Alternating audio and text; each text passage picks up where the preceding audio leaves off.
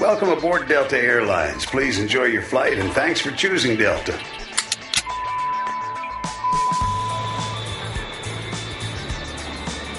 Jody Avirgan here. Thanks for listening to ESPN Film's 30 for 30 podcasts from the producers of the award-winning 30 for 30 series. These new audio documentaries are an incredible collection of sports stories you need to hear to believe. It's really a win-win. Delta Airlines makes your travel experience easy and enjoyable with real-time bag tracking, e-boarding, and passport scanning during check-in. And ESPN's 30 for 30 podcasts make your in-flight time rich with stories that will keep you coming back for more. So sit back, relax, and keep listening to some of the most compelling sports stories ever told.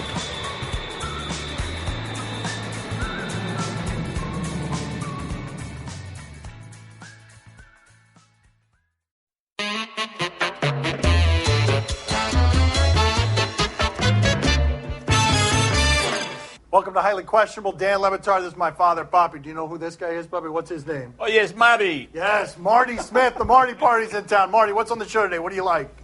Papi's shirt. Oh, yeah, that's good. But that's not really teasing something that's in the show. He's already breaking the format. Let's get started. How should Knicks fans feel about David Griffin removing himself from the team's GM search? Scared and lost, same old, and like everybody in the NBA is laughing at you because you just gave, without having a general manager, $70+ million to Tim Hardaway Jr., who you sent away because you didn't want him before, and now he's keeping you in the future, along with Joakim Noah and Courtney Lee and all that money, from actually getting free agents a couple of years from now when David Griffin will be better equipped to do that job if he wanted that job. You lead the league in people not wanting that job because David Griffin pulled his name out twice during this entire search. Once reportedly and once actually. They should feel like the guy who goes home to homecoming at his high school 10 years later and expects change. But it's the same old thing. You still got the same people in the stands. You still got the same old boy who was the best athlete in his class wearing the leather jacket, trying to pull the same girls. It just doesn't work. Sometimes you got to make change to make change. You like that, fellas? You like that? That was pretty good. That was pretty good. I grew up in that town. I don't feel like he needs us. He can do his own show without us here. Wow, did you see Phil Jackson in Twitter now? Look at this. Did you see what Phil Jackson did? $12 million a year doing the job the same way that he did the job back when he was doing the job. Except now he doesn't have to deal with Carmelo Anthony at all. Look at that. Look how happy this dude is. And how mad are Knicks fans at him putting up pictures, how relaxed he is. Will landing Melo make the Rockets better or worse? This is such an interesting question, and I'm so glad that Houston's actually trying to ask it, because Houston is one of the few teams that's actually trying to stay in the game with the Golden State Warriors star for star. Now, it wouldn't seem like this would fit because he made Mike D'Antoni quit by Mike D'Antoni's own admission of the New York Knicks, and he takes more mid-range jumpers than just about anybody in the sport on a team that wants to take threes, but they want to take their chances going after Golden State, and you have to do that with more stars than they have now. Better on the surface. I can't begin to give you the math and all the minutia that goes with the salary cap in the NBA. It's so far above my pay grade and my intelligence level, it's sad. However, I know this. Melo gets buckets. He's one of the greatest scoring talents in the history of the league. And I think he needs accountability. Here's the thing about Melo. He seems to get disinterested when they're bad. He's going to be with two great players in Harden and Paul, and look what he does in the Olympics. When he's carefree and dropping buckets, he's great. That is what Daryl Morey is betting on. He is betting on not the Carmelo Anthony you've been seeing the last couple of years, but the Carmelo Anthony from a few years ago who is motivated and cares. Are you kidding me? Melo and the running beard together in the same team? I can see trouble in the horizon now. Who's going to get more touches now? You know, Melo loves touches, and the running beard loves touches. So it's going to be a fight of the touches. I mean, That's Chris Paul also likes touching. It's a lot of touching. Yeah, it is a lot of touching. It is a lot of touching. It's going to be a touch fight. Please stop touching. Fight. Touch fight. No. What? A touch fight? Should the NBA do something about how bad the Eastern Conference is? This is starting with Mark Cuban, who has said, look, in the West, we're rebuilding, but if we were in the East, we'd be fighting a different fight because you have no stars left in the East. You can make the argument right now that Cleveland has the three biggest stars in the East, and if not the biggest three, because you've got John Wall and the Greek Freak, 3 of the top 5. So if you got a totally lopsided conference, what you should be doing, if you care about the sports consumer, is reseeding, because conferences are an antiquated concept. Just put all 16 of the best teams in order, and you're not going to have many from the East up there. Not yet. I can't believe that Russell Westbrook and Paul George are going to be on the same team and really have no shot in the West. That tells you how insane that side of the league is. However, since Jordan left the Bulls in '98, it's really been LeBron or nothing in the East. And if he ends up doing what your boy LeVar BBB said and goes to L.A. next year, Adam, we got to do something. Okay, if LeBron leaves, that's the last straw. Then we nuke the East. Are you kidding me? Did you see all the pickups at the Heat they got over the weekend? Oh, yes. I'm telling you, they That's got right. Dion Waiters, Yes. they got James Johnson, Yes. I'm telling you, they got Duke Ellington, that guy, and then you got the shoulder breaker, that guy that make the big difference, in the playoff. I'm telling you, I think that the Heat are in for a big run this year. All right, it's Wayne Ellington, not Duke Ellington. Oh. And what's the guy they got from Boston? What's his name? The shoulder breaker, I call him. I know, because you don't know his name. What's his name? I think the big guy with the hair all over. All right, the big That's guy right, with that the hair. guy. Do you have a problem with what Bernard Tomic said, or do you admire his honesty? The only reason Bernard Tomic is in the show is because he said something. He's the 59th ranked tennis player in the world. He lost at Wimbledon very quickly. He's got a history of bad boy behavior, fakes injuries, allegedly. And now he says because he lost in straight sets and just wanted out of there, I'm bored with tennis. I'm disillusioned with tennis. He's 24 years old. It's a really lonely sport, and you don't say this out loud. And even if you do feel it, you behave professionally and you try and get your paycheck by earning it. You do not do something like this at Wimbledon. You don't say it and then you don't do it. I admire his honesty. I don't appreciate his apathy. We as sports fans want to believe our guys are giving everything they have. And to openly admit that you don't care, man, we don't need you. Pack it on up and take it on down the highway. Look, there's guys working 48 hours a week in the factory for 35 grand in that gold watch. My cousin Greg got one of those gold calculator watches, and it's all has the side light. That's fantastic. Right, we're off topic here, right? That's what I have an issue with that. But if you don't want to play Tomic, pack it up. Pack it up. Tomic? I don't know. We don't even know his name. Pack it up. Well, I see it in a different light, I mean, as long as they're willing to give you the money for doing nothing or not even try, you take the money. That's what I do every day. I just show up, I don't do anything, and I take the money. My man. That's right. I mean, wait a minute. What do you mean, my man? One guy's got to pack it up, and the other guy's your man. What is that? You're inconsistent. I don't know Tomic. I like Papi's shirt. Coming up next on my son's TV show, David Ross. Fired it back to him. I walk out there and just dropped a "you're an effing idiot," and he didn't like that too much. And we got in the dugout and we met face to face, and the manager took us both out of the game and ripped us a new one in the locker room. It was an ugly scene. My son's TV show is brought to you by Jaguar, the art of performance. Joining us at the beach today, David Ross. Former Cubs catcher, two-time world champion. His book, Teammate, is out now. Let's talk to him. Just me. Marty, get out of here.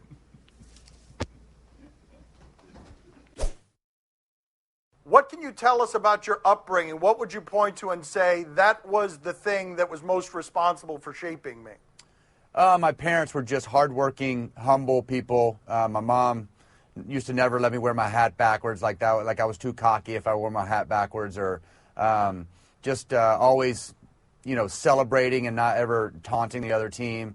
She never let me boast about my accomplishments. Just always wanted me to stay humble, and it's something I've carried with me my entire life. My dad went to work early in the morning, 4 a.m. He ran a meat company, and would always pick us up from school. He was up at the crack of dawn. I worked for him some summers when I was out of school and learned what hard work was. But they were always there if I went on trips to baseball games. They were always the one driving us all, and very supportive. Always had my back. Very loving. I feel like I could pick up the phone at any time in my life, really, to this day, and ask, if I was in Russia stranded, I'd pick up the phone and call my parents, and they'd find a way to come get me.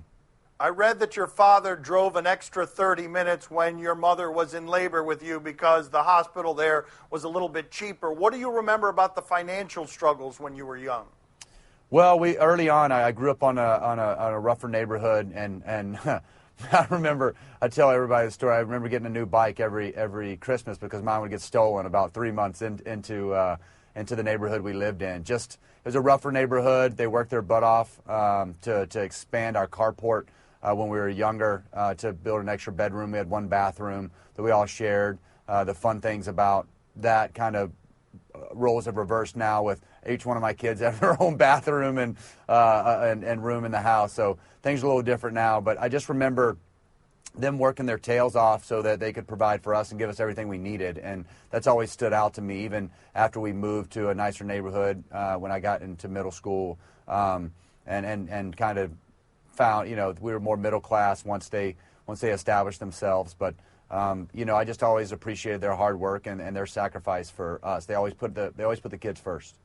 Who's the guy that you got for a home run that you were running around the bases and you were like delirious because you're like, I can't believe that just happened, that I got that guy this time? Well, Andrew Miller, I mean, honestly, one of the best pitchers in baseball, Game 7 of the World Series, that home run I hit. I don't know how I hit that ball. Honestly, this guy's one of the best pitchers in that moment, especially. He was dominate the playoffs, and I think he threw it in my barrel more than I hit the home run. Who's a guy that you faced and you got into the batter's box and you were like, I have no chance here. I am going to swing. I'm going to come up here, but I'm going to go back to the dugout of failure. Mariano Rivera, the most dominating at-bat I've ever had. The guy, I really felt like I had no shot. Like, my at-bat was over, and I felt like, okay, well, that's why he's the best, because I had zero chance. Have you ever had to be separated from a teammate? Has that ever happened in your career where there was something? Yeah, what happened? Go ahead, give that story up. I was in Double-A, and a guy by the name of Eric Young had a perfect game through 6, and we come out for the 7th, and there's a little guy that I had played with named Mike Metcalf who was leading off the inning, and Young was really a fastball slider guy, and he shook the first pitch of this at bat for some reason. He wanted to throw a changeup, so he shook me off, and I walk out and talk to him and say, "Hey, what, you want to throw a changeup? Why do you want to throw a changeup? That's your worst pitch. Like, this guy can't. He's a little bitty guy. Like, let him put it in play." He's like, "No, I want to throw my changeup.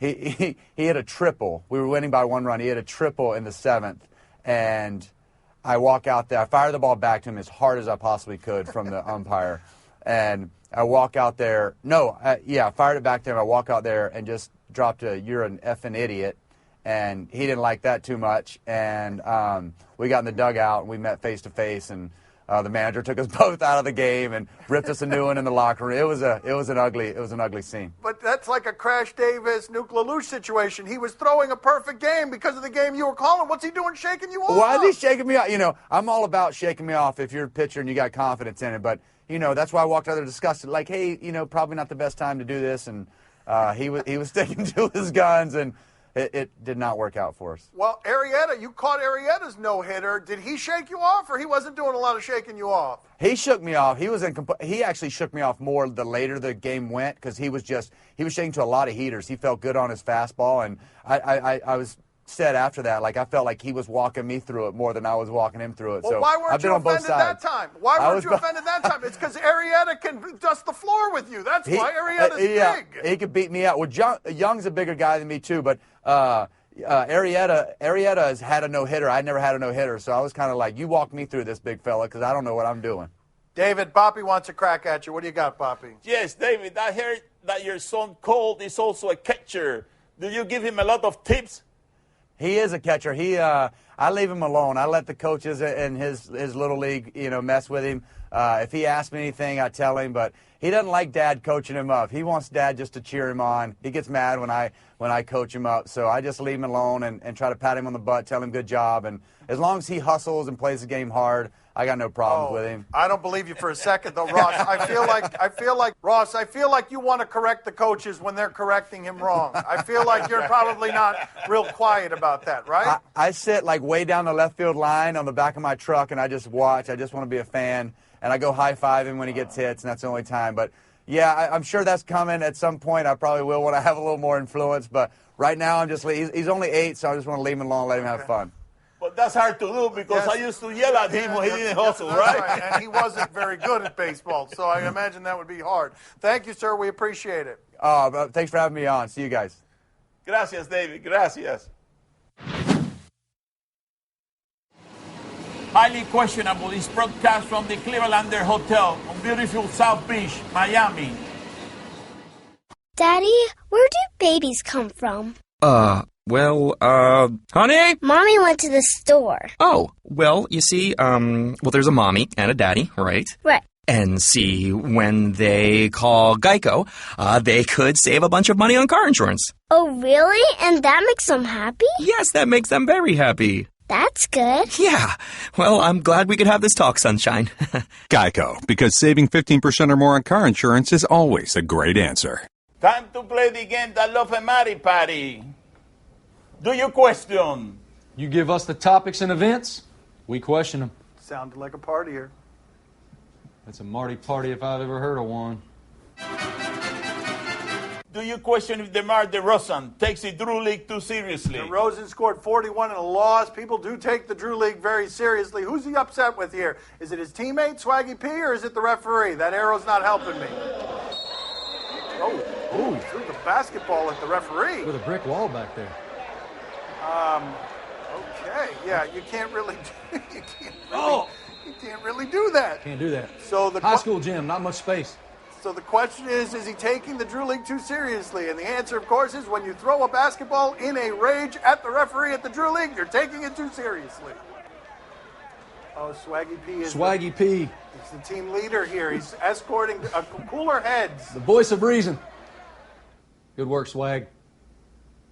He's already a better leader. He's a winner, Swaggy P, now with that mid-level in Golden State. Boy, where was all that fire when he played the Cavaliers in the playoffs? That's right. I mean, that's right. Where's all that fire? You know, I mean, he was like a puppy dog there playing LeBron and all of this. So he's a big guy in the Drew League. Do you question Alec Ovechkin's conditioning?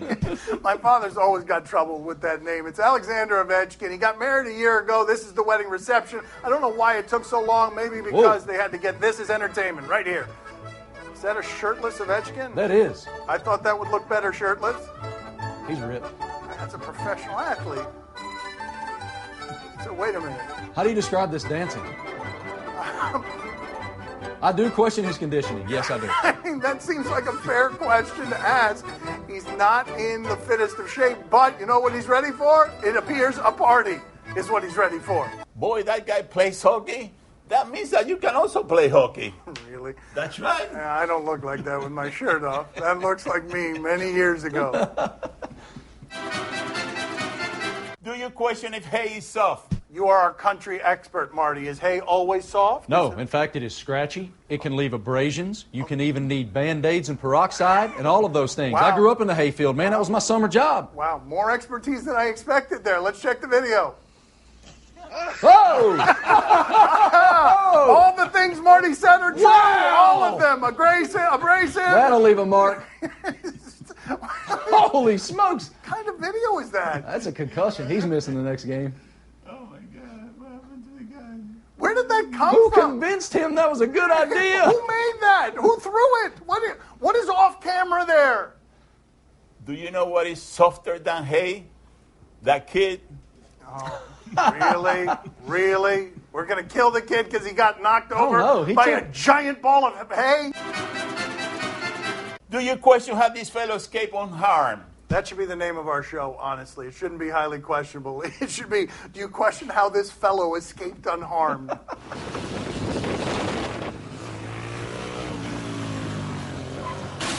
Oh! Wait a minute. How are we defining unharmed?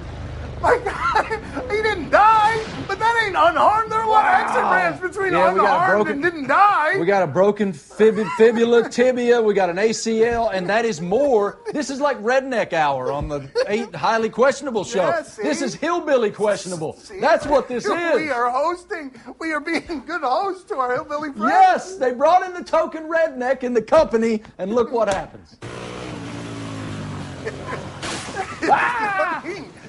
Look at that. Hey, he lost a shoe. Wow. Or a flip-flop. I mean, he's like, I got hit once. I was on a skateboard, and I got hit by a car, and the guy stopped the car on my foot. And he's looking at me going, "Hey, man, are you okay? Get the car off of me." Does he think this is storytelling with Marty Smith? Well, I think that it could have been worse. Really? Yeah, there we go. Oh, no. Is this worse? Are you guys sure this is worse? I mean, it's bad, but is it worse? I don't think it's worse. It's worse. Not for the guy in the back. The guy in the back had the cushion of the guy in the front. Time to play the game that finally has a co-host with great letters like me. See? Or no? Really? Really? On ESPN, the Home Run Derby. Yes, I will be out there tonight because it's in Miami, because it's close by. Justin Bour against Mike Moustaca. Are you ready for that? Let's check in with Aaron Judge. He broke the record for home runs by a rookie here yesterday. Yankee rookie, I should say, and that was not yesterday. I think that was Saturday. Regardless. Was that yesterday? Was it yesterday? It doesn't matter. I don't know. It's a home run. He hits the ball far. You're going to watch him tonight. Marty, are you intrigued? Absolutely, I'm intrigued, and I will go as well since it's in Miami, and I'm in Miami. I'm really intrigued by this Logan Morrison, Gary Sanchez thing. I want to see Sanchez hit bombs. Oh, all right, because Logan Morrison thinks he should be in the home run derby because he's got a bunch anyways. Papi, are you intrigued? Oh, see, I'm very intrigued. Are you kidding me? The Whiffer is going to be at that event tonight. I'm telling you something. He's going to do something that is going to make Major League history tonight. He's going to strike out. Right. That's right. He's going to strike out, swinging, first time ever. He calls Giancarlo Stanton the Whiffer, for those who are not initiated. Somewhere on TV, Jeopardy. Yeah, it's always somewhere on TV, right? Sports question? Do we have a sports question? Let's see if we can get the sports question.